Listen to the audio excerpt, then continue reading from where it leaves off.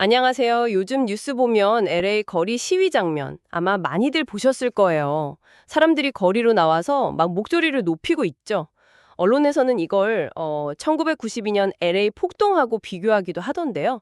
오늘 저희는 보내주신 자료들을 보면서 지금 LA 상황의 진짜 모습이 뭔지, 또 왜 유독 LA가 이런 이민자 관련 갈등의 중심에 서게 됐는지 좀 더 깊이 파헤쳐 보려고 합니다.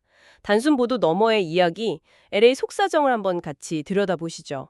자, 그럼 이 상황의 발단부터 짚어볼까요? 역시 그 ICE, 미국 이민 세관 단속국 활동이 크죠. 네, 연방정부가 이민 정책을 좀 강하게 밀어붙이면서 ICE가 LA 같은 곳에서 대대적인 단속을 벌였잖아요.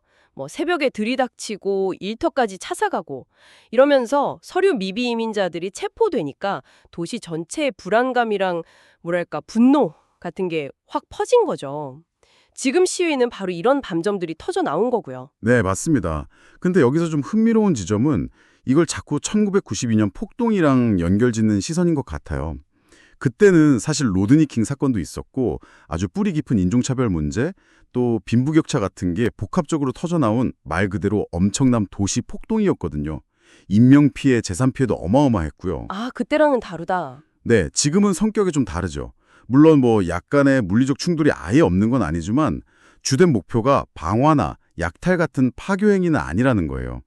오히려 가족을 헤어지게 하지 말라, 좀 인도적인 정책을 펴라, 이런 식으로 ICE 단속에 반대하고 이민자 인권을 보호하라는 아주 명확한 정치적 메시지가 담겨 있거든요. 그래서 이건 저항 시위로 보는 게 더 정확하다고 생각합니다. 그렇군요. 언론에서 자꾸 폭동 프레임을 쓰는 건 어쩌면 1992년의 그 트라우마를 이용해서 좀 주목도를 높이려는 의도도 있지 않을까? 뭐 그런 생각도 들고요. 일리가 있네요. 그런데 다른 큰 도시들도 많은데 왜 유독 LA에서 이런 갈등이 더 도드라지는 걸까요? 보내주신 자료들 보니까 이게 몇 가지 이유가 딱 맞물려 돌아가는 것 같더라고요. 일단 제일 눈에 띄는 건 역시 그 LA의 이민자 인구 규모죠. 정말 많아요. 맞습니다. LA 카운티 인구의 3분의 1 이상이 외국 태생이고 히스패닉계는 거의 절반에 가까우니까요. 이게 뭐 이민자들의 수도다 이런 별명이 그냥 붙은 게 아니죠. 네. 그러니까 인구 규모 자체가 워낙 크니까 연방 정책에 직접적인 타격을 받는 사람 수도 당연히 많을 수밖에 없고요. 아, 그리고 이 점이 또 LA의 독특한 산업 구조랑 연결이 돼요. 산업구조라면 그 화려한 할리우드 말고 그 이면의 저임금 노동시장 말씀하시는 거죠? 네, 바로 그거죠. 다운타운 패션 디스트릭트에 있는 봉제 공장들이나 아니면 농업, 식당 서빙, 가사 도우미 뭐 이런 분야요. 이런 분야에 서류가 없는 이민자들이 많이 일을 하고 있거든요. 근데 이게 참 역설적인데 바로 이 점 때문에 IC 입장에서는 단속할 타겟이 명확해지는 거죠. 아, 그러니까 단속 대상이 되는 사람들이 많기도 하고 또 어디에 집중되어 있는지 찾기도 상대적으로 쉬운 그런 환경이라는 거군요. 그렇죠. 거대한 인구, 그리고 그들이 몰려있는 특정 산업, 이 두 가지가 딱 결합된 겁니다. 그런데 자료 보니까 그런 상황에 그냥 당하고만 있지는 않는다는 점도 강조되던데요. LA만의 어떤 뭐랄까 저항의 역사 같은 거요. 그거 아주 중요한 포인트입니다. 1992년 사건도 뭐 넓게 보면 그런 맥락일 수 있고요.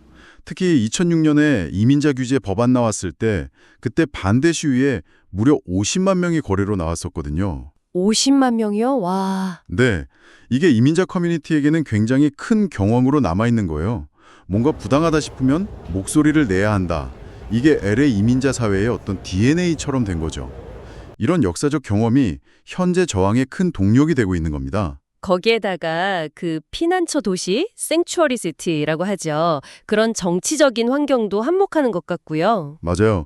캘리포니아 주정부나 LA시 정부가 연방 ICE 단속에 적극적으로 협조하지 않는 그런 정책을 펴고 있잖아요. 네. 이게 이민자들에게는 상대적으로 좀 우호적인 환경인 거죠. 시위대가 목소리를 낼 수 있는 어떤 정치적인 공간, 그리고 심리적인 버팀목 같은 걸 제공해 주는 겁니다. 그렇군요. 그러니까 정리해보면 첫째, 압도적인 이민자 인구. 둘째, 그들이 특정 산업에 집중되어 있다는 점. 셋째, 저항의 역사. 그리고 넷째, 피난처 도시라는 정치적 환경. 이 네 가지 요소가 정말 복합적으로 맞물려 돌아가면서 LA를 지금 이 시위의 중심지로 만들고 있다. 이렇게 볼 수 있습니다. 와, 정말 여러 가지가 얽혀 있네요. 네. 그래서 이런 맥락에서 보면 이 LA 시위가 우리한테 던지는 의미가 단순히 아, 미국 이민 문제 심각하구나 이상인 거죠. 첫째는 LA의 그 거대한 규모와 또 취약한 산업 구조가 연방 정책의 파장을 어떻게 확 키우는지 이걸 보여주고요.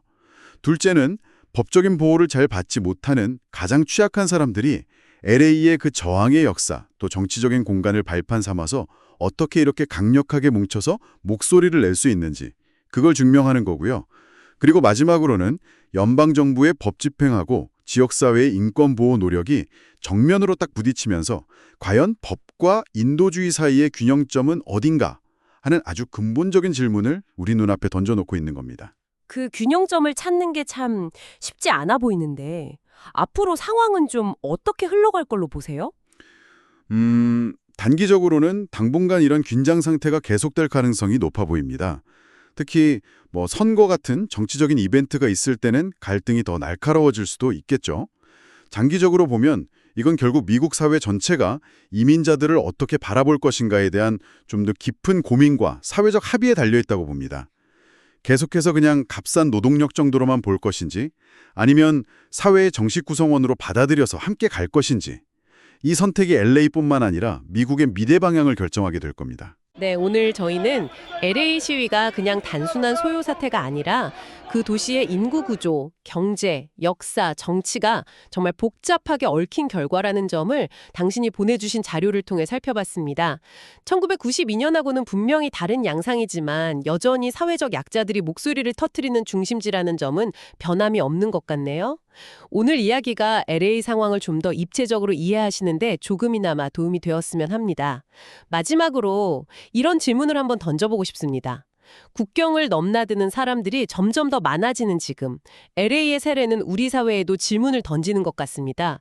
우리는 우리 안의 다름을 어떻게 마주하고 인권과 사회 통합이라는 가치를 어떻게 함께 지켜나가야 할까요? 당신의 생각은 어떠신가요?